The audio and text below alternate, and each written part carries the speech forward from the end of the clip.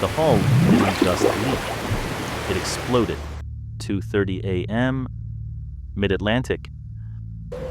Steven Callahan wakes up to the sound of his dream shattering. A suspected whale strike had just torn a massive hole in his boat. He had exactly 30 seconds. 30 seconds to dive into a flooding cabin, grab a survival kit, and abandon ship. He traded his boat for a rubber prison. No SOS, no GPS. Just 1,800 miles of violently churning salt water between him and the nearest human being. This isn't just a shipwreck story. It is a psychological timeline of a man who fought off madness using high school geometry and turned the ocean's greatest predators into his only source of life. This is how Steven Callahan survived 76 days lost at sea. By day 5, the adrenaline was gone. The shock of the crash had faded, replaced by the most ruthless maniac of the ocean: thirst. To survive, Callahan had to deploy a makeshift machine that turned salt into life, a marine solar still. This device is essentially a floating thermodynamic greenhouse. He would pour raw, toxic seawater directly onto a black fabric core inside a clear plastic balloon. The black material trapped the sun's radiant heat, boiling the salt water until it vaporized.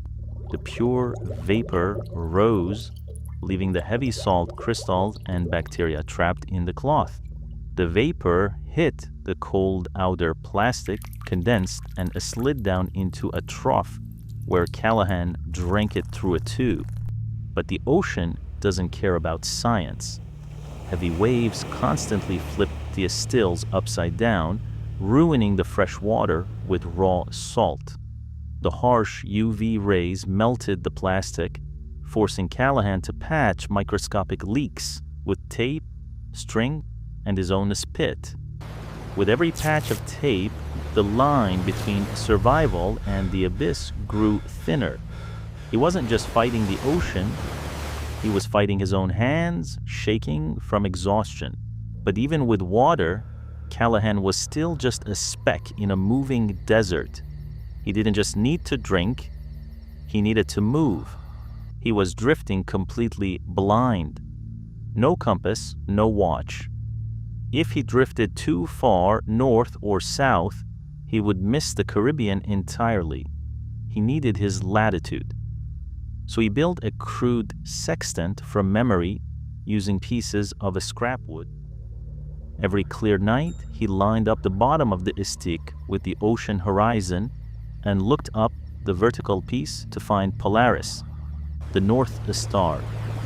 Because of Earth's geometry, the angle of Polaris above the horizon perfectly matches your latitude. To track his longitude, he used pure dead reckoning. He watched the bubbles drift past his raft to guess his speed, usually just 1 or 2 knots. He multiplied his estimated speed by the days he had been drifting. He didn't need a pinpoint coordinate. He just needed to hit a 1,000-mile wall of islands between 15 and 18 degrees north. By day 40, the ocean realized he wasn't going to die of thirst. So it sent company. A massive school of Dorado fish, beautiful 20-pound apex predators, began following his raft.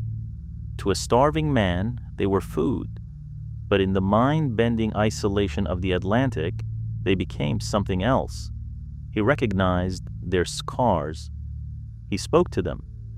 He called them his doggies, but hunger always wins.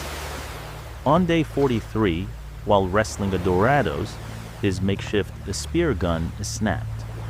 The jagged metal violently punctured the bottom tube of his rubber raft. The ocean flooded in. For 10 agonizing days, his safe haven became a sinking trap. He fought to patch the tear with a broken pump and sheer willpower, sleeping in raw salt water. Day 76, Callahan was a ghost. He had lost a third of his body weight. He was openly hallucinating. He had watched massive cargo ships passing by in the night, their lights fading into the blackness, completely blind to his flares. His body had eaten its own muscle to survive. He was finally ready to let the Atlantic take him. And then the water changed color. A speck of green land appeared on the horizon.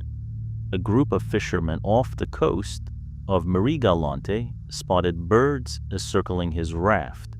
Steven Callahan stepped onto solid ground, having survived longer than almost any solo sailor in history.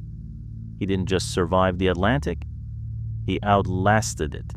If true stories like this feel unreal to you, you're in the right place. Watch our story on the cocoa-toxic waste scandal next.